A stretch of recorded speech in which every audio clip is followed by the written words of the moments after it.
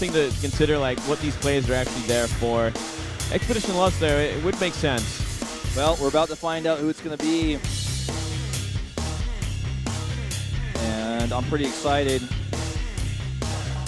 Could be anybody.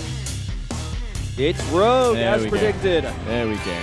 It makes sense. And look at that, 5-1 against Protoss this season. Also an incredible record in Pro League, despite the fact that we haven't seen him fielded as much.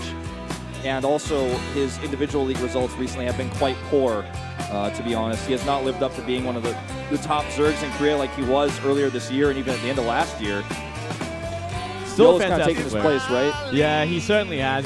Biel is sitting at #1, no doubt about that, despite his shortcomings as well. But, you know, Rogue really shines in these kind of best-of-1 matches. He's had some great snipe builds before.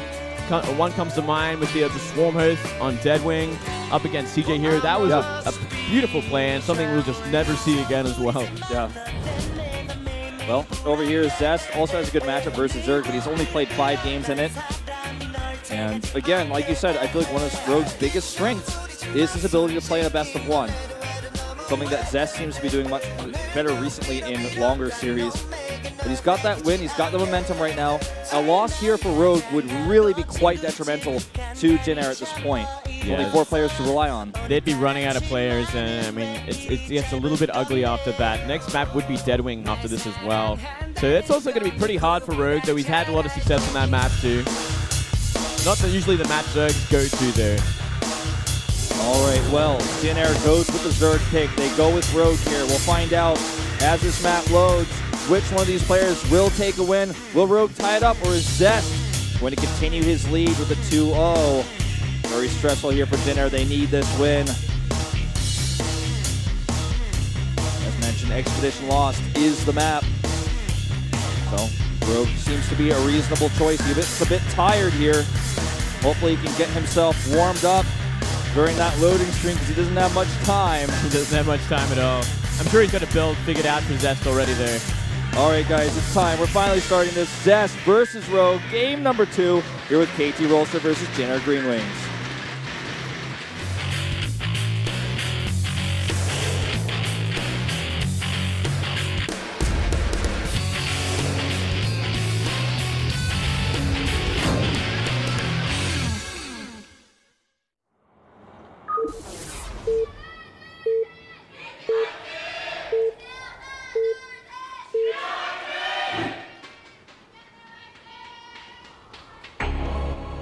Up here in the top right, 1 win already with DTs, it's Zest. Down here in the bottom right, bottom left, new player, Rogue. Excellent in best-of-1s. Fantastic. Good Great map. build autos. Yeah, a good map for him as well, as you were mentioning before. Yeah, he's taken down some great players on this map. Something about NS Hossa down there. If you guys remember that old GSTL team. Oh, wow. That Jockey was on once. Yeah. Seal. Oh, I miss Seal. I miss his creep spread. His creep spread was like excellent. The only thing about Seal that I remember, but it was fantastic. There were a lot of good players that came out of that team. Tassadar, someone who used to be a great player, has since retired and disappeared. Right. A good pro wrestler back in the day was on that team. Yeah, he was good. I like Tassadar. Yeah, that team never really found that much traction besides Jakchi getting that 1 GSL win. I believe he's the only one left from the team that's still around today. It's kind of tragic, right? Yeah. What's interesting about that team, too, was that it was a university team. So I never knew that. It's one of the only teams that, like, was basically a club at the university, but was good enough that they became a pro gaming team and played in the GSTL. It kind of makes sense that they weren't that successful as well. Right. So it was kind of like part-timers. Exactly. So never able to practice as much as some of the other GSTL teams. Ooh. You're going to see a rushed gold base here from Rogue to start things off. Offensively at Zest's gold side. That's right. So it's going to be a little bit closer there. I like that. And from Zest, just going for that Nexus first. Maybe suspecting this kind of play would happen. He's going to go check it right away, so I think you're right. Oh, actually does not re-rally that to check his own gold base. Oh, already a little bit of a blunder there. A gasp from the crowd. How could he go past that gold base without checking? But this is This is quite a smart build, I feel, by Rogue, because, as I mentioned before, when you go into Game 2 in the all-kill format, you know your opponent and you know the map. They can't prepare for you. They don't know exactly which player you're going to send. So to send a player out like this and to take the gold base, do a build like this is insanely smart, and I do like this quite a lot. So obviously the probe is going to come here now, see, oh, there's no hatchery, and it's going to want to go and check those gold bases. Probably going to check Rogue's gold side first, though, unfortunately. Might even want to check his ice as well, because we have seen Rogue proxy a hatch there before. That's how he took apart CJ Hero once, I believe. Yeah, just in the most recent round 2 finals. That's right. Of the playoffs. That was a crazy win, but I think he's going to catch the end of these drones and have a fair idea of where everything is happening. Yep, just going to follow these drones. He knows where they're headed. And now, of course, we'll have to respond. Zealot is on the way. Core is on its way as well. Yeah, there's nothing really Zest could have done up to this point anyway, so scouting it out, he's like, okay, this is what I'm up against, but and he can change his build from here. Maybe that one Zealot will get something done. What do you think? Do you think Oracles? Oracle's generally the natural sort of counter to this. Well, wouldn't counter, but opening to kind of deal with it. And look at that, a second gold base as well, and it's going to get scattered instantly. Yeah, very important that I get scouted. Because now he knows that a big commitment goes to a hatchery again that's far away from the main base. Just going to need some time to get drones set up there, but if left alone is going to be a big problem. These 2 Lings are going to go work on this destructible debris along with that Queen to try to get that extra set of rocks set up to slow down any Protoss pushes that are coming across. And buy yourself a lot of time. And we haven't seen a Stargate just yet either. So it looks like he's going to wait out before he decides to go for any tech. He's still saving up enough gas as well. I think it'll have to be a Stargate. Most likely. Got the money for it. Throw it down, Zest. Placement makes sense as well. Oh, it's going to be a Robo, though. Ooh. Did not expect that. Well, maybe he's going for something a little bit more aggressive. Maybe he's going to throw out some Immortals or maybe a Warp Prism to just buy himself some more time, because it's all about that early game, that mid-game, where things get very scary with a lot of roaches coming out, especially from 2 gold bases. Yeah. Well, the Robo is scouted. No longer hidden. That's very frustrating for Zest. The Queen does spot this. Or rather, not the Queen, the Overlord, I should say. Looking at that Queen. They're going to get taken out, but there go the rocks. Further slowing down these sort of gateway or immortal type push that we might see. Could also very well be for a Warp Prism to attack the main base, knowing that those bases are very far away from the main. Hard to reinforce. Yeah, that is also makes a lot of sense and creates a lot of havoc, especially when that main base is in the middle of nowhere compared to the other bases of his. All the reinforcements, all the units will probably be in the center of the map for all of this. Yeah. I think that's what we're going to see. He's got several sentries already. Ooh. A sentry drop could be quite strong. I would like that too, but we don't see any extra, well, we do see a couple of extra gateways. They'll actually all be lining up in time, so it would make sense if he does go for that force field on the ramp. But, you know, it's going to be really hard for him to get the Warp Prism there undetected. Look at the vision. He's got both watchtowers. He has Overlords all over the map. Look at this. Look at the mini-map. It's going to be so hard to get by without this being detected. Looks like he might just attack this base. Yeah, it might be behind the mineral line here. That makes a lot of sense too. But already a Spine Caller finishing up here, so he's going to find maybe a couple of drone kills. Then have to get out of there. Yeah. Not much he can do there. Immortal's on the way as the follow-up, so he wants to disrupt this economy and then do a big follow-up push. The base is obviously still not quite yet connected by creep. I love that map vision from Rogue as well. You know, he's got everything sorted out. There's no way that he wouldn't see anything coming from the air. Just going to clean up some Overlords at least, clear up this watchtower. These slow Lings aren't going to be able to do anything. Even if they were fast, you could just simply lift up and run away. 3 more Spines on the way as Rogue is starting to get a good idea about what the follow-up is going to be. He knows the threat is there of an Immortal push because he already knows about the Robotech, and he's in a moment, you know, going to see the Immortals popping out. That's right, and 3 more gateways on the way as well, so it's completely an Immortal all-in.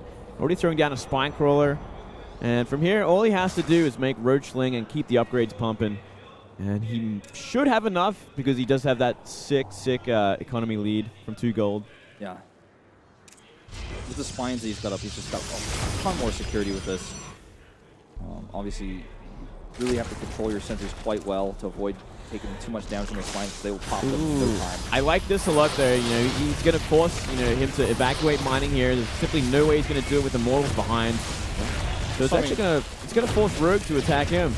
This is something the Korean commentators were talking about earlier when they were like, noticing he was taking this base first, is the extra vulnerability early on at this base in particular because it's so close walking distance-wise from the Protosses to just early harass it, deny that mining. He's actually going to take the fight to him and kill these rocks. Yeah. Starting to move up here. It's 9 sentries with a lot of energy on each. Going to take a long time to kind of make him run out of force field. So he's going to have to be very careful of where he engages. And he's still miles away from finishing Roach speed as well. I feel like for Zest, he might just want to continue to make Immortals and be a little bit more patient here, not force a fight early on creep, definitely not try to go up into a concave up that ramp. You know what? And I think that's exactly what he's doing, Wolf, because he's making that forge now as well. Yeah. Kind of leads me to believe he will be going for like a bigger ball in the mid game. And if he can do this as well. Yeah, he's threatening with this composition, right? Which makes, to a certain extent, Rogue has to keep making roaches or he might die. But if he just keeps making roaches and Zest keeps making Immortals, eventually as the armies get bigger, the army of Zest is going to be 1,000 times better. He can then take a third base and continue to pressure. We've seen a lot of that in the past as well from the likes of Stardust. You know, he likes to simply go for these compositions but keep building them and keep upgrading them to the point where in the late game, this inferior army is just going to wash up upon it like water on rocks, man. It gets that bad when more and more Immortals come out. Yeah. You know, we've seen even players like Youngchick do this quite well. They love to just kind of have this constant tempo. I might kill you, so be ready kind of play. At any point. Yeah. You can't not make roaches or you will die. Oh. So it's a very aggressive style. It's very frustrating to play as a Zerg against this because if you don't continue to make attacking units, you very simply might die. And there's no way Rogue can attack into this either because force fields are going to cut off anywhere. The most vulnerable place is the left side, and it takes so long for the Zerg to get around there. That tiny ramp that Zest is sitting on, 2 force fields cuts it off. I do like this counterattacking there. Yeah, it's going to at least threaten Zest a little bit. Does have to bring back an Immortal. Drops a sentry there as well and makes a few cannons. These gold bases are eventually going to mine out, but so is Zest's natural. So taking a third base is going to become very important. Rogue has some advantages in that he's forced the engagements to take place right outside Zest's base, so he can take his own natural fairly soon. I mean, he's in a position where he's going to want to do that pretty soon. Yeah, I think he will. Maybe focusing on getting maxed out completely first before he goes for any extra bases here. And he's just scouting exactly what Zest is doing, and he knows exactly what he has planned. It's just to make that giant death ball with upgraded Immortal Gateway. And it's going to get to a point because there's already like all these sentries. 8 of these sentries have max energy. So it's such a hard fight. Even if you had mass Hydras with this army, it gets so ugly. Burrow movement isn't going to be the greatest either. We do notice that Zest adds a cannon outside of the creep just to help give extra vision in case his Observer gets sniped perhaps later on in the game from one of these Queens or perhaps even later on Hydras. But this composition is still way better for Zest in a straight-up fight. Never going to be a good fight for Rogue to take versus this. Never ever, man. Like 6 Immortals sitting in that army. These Lings are finally going to find a counterattack point. Oh, that was very clutch, that warp, and that could have been disastrous. Buys a little bit more time. I think Rogue really has to start going into Hydras from here. He hasn't begun upgrading them yet. But Roaches are just not going to cut it against this many Immortals. It's disgusting. It's 7 Immortals now. They have +1. An 8th on the way, and there's so many force fields to buff for them. This is so smart. This is exactly what we're talking about. You know, like you mentioned, Stardust does this a lot. Just force him to keep making roaches, or you'll kill him, and then you keep making Immortals. It's like, okay, I already have the counter to what you're doing, but you have to keep doing it. So that creep actually over at that wall is kind of annoying because it stops him from re-gateway walling it, which means that force fields are not going to be enough against burrow movement roaches to stop those from attacking. Well, it's still so frustrating for Rogue. He just doesn't have much room to work with. He's finally taken that natural. It took him a long time, but he now has that, so that's going to be some extra mining he gets. And Zest is starting to get mined out. It's like Zest finally deciding to move up just a little bit, taking out a Queen, getting rid of some of this creep. And he's confident, and he should be. Oh, he's just got such the better composition here. Look at that. So many Immortals in this mix, 9 of them. Lings do go for a counterattack. A force field will deny them for now. He's got 200 or 2 more force fields he can use on that 100 sentry. I think he's got 200, Wolf. Like, literally, man. He's got 8 sentries in this army, and they're on full energy right now. He can last forever. They literally are Immortals at this point. No, he's got to be careful not to fight into a massive concave. Yep. Okay. Coming in here. Getting ready to engage. Those Lings get denied again. This is just such a terrifying Protoss army. No Roach army wants to fight this. So many Immortals. The force fields go down. Hydras at the back trying to do their damage. The Mothership core gets low but does escape. A better concave here for Rogue, but it just doesn't seem like it'll matter. Not when it's Roaches, you know, because they are like half the range of these Immortals, and they're pushing on into that very exposed gold base. Huge warpins as well behind this. Yep. The only thing that's really missing here for Zest is Blink. If he had Blink, this would just not even be, we couldn't even discuss this. Like, nothing would have actually died at all at this point. Yeah. They're both maxed out, but the inferior army of Rogue. This is exactly what Zest wanted to happen. He wanted him to max out in the composition that he was directly countering. You could just simply do this on 2 base because in the current economy of Heart of the Swarm, you know, you can make a maxed out army on 2 bases. We're seeing it right here. Yep, especially if you're making such a weak army in the mid to late game against Death Ball type armies and force fields. But you know what? Look at this massive counterattack we're seeing from Rogue. This could do something. Yeah, he definitely doesn't have enough energy for recall. Only 60 energy currently on that Mothership core. Looks like we might have an elimination race here. Probes out on the map. We don't have any as far as I can tell. The Warp Prism's over here, so he's not going to be able to evacuate any probes. So this could be somewhat of a problem. They all came through the backdoor ice though, so we got a huge line of probes coming across to the main base of Rogue's base. Okay, so that's really important. He's got all the probes out. I don't think Rogue can win this. No, I don't think so. There's no way he can fight this army. And without the ability to change techs here, to go for anything different, I think he's in a horrible place. I don't even know what he'd want to build against this at this point, like Infestors or something. It's just not possible. Like Broodlords. Maybe, you know, Vipers would help out a little bit, especially because there's no Blink. But even that, I just don't think it'd be enough. Well, Zest's base, you know, he's lacks Nexi. He is being revealed. He only has a few buildings left. He's going to actually have to make something. He's making a pylon right now. Wouldn't want to see a game end the same way Myungshik's did. Yeah. A couple of weeks back, or just last week. Where is that pylon? Okay, to the bottom right, right? It's in the main base. In the main base. Okay. Yeah, so it's pretty safe right now. Yeah, there's no way he can contest that. Yeah, he'll probably just throw that in a Nexus at a nice place, and he can just defend there for at least quite some time. He is in no fear of dying anytime soon. He's up 60 to supply right now. Yeah. With a better composition. He just needs to make sure that he's got that pylon protected. We saw Stork in the Star League qualifiers lose a game versus Zerg where he just did not defend his base even though he was massively ahead. He just didn't actually have any use of defense, so he got eliminated, literally. There are still 33 probes on the map. Wouldn't even blame Zest to make a Nexus at the natural of Rogue because it still has plenty of minerals left on it. Yeah, I think he might be doing that. He's just waiting for that creep to disappear. Yeah. And I think Rogue's going to have to try something drastic here, but how could you possibly fight into this? Only a couple of force fields are required to block off any sort of direction. This is a fight that Rogue should never be able to win. Oh, I'm loving these Immortal drops, but there's a lot of Pirate Hydras up there. We're missing it right now. Yeah. Well, it's a lot of them, Observer but it's not enough. got this, don't worry. It's not enough. Yeah. If he pops those up, he's going to regret it. Maybe if he leaves them there for later, when the Protoss army moves out, he could do something, but not enough, I don't feel. Yeah, not enough. Maybe he's going to go for the building kills. You know, if he gets up the ramp, goes for the pylon. You know what? That could work. That could be a beautiful thing right now. Oh, he's going for the Hydras. Oh. He pops up. He's going for it. The Nexus is being targeted. He does not target the pylon on the left side, though, and immediately more pylons go up. GG. Nice try. It was a good attempt. It was like the one option he had. Zest is playing a ridiculously solid game here. Is Zest the new SOS?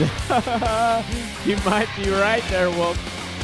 Next map is going to be his hometown of Deadwing as well. So what is Jinne going to do now? Are they going to throw out the big dog Maru? Is it time? I think it's time. You know, who else could they send here? Pure? Maybe? No.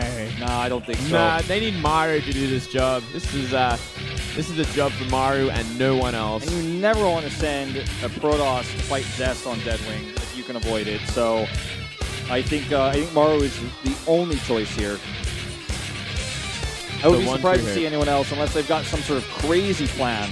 Zest very happy with his victory. You can see here. It's like, Stats, you might not even have to play today. I got it all. So, yeah, man, don't worry, man. I'm now the top Protoss again. You can just sit back. SOS is old news. Yeah, you're old news. You've had your time. Well, we're going to take a commercial break before we decide, or before we show you guys who the next player is going to be. So we're going to take about a 3-minute break, if I'm not mistaken, guys. We'll be right back with Game 3.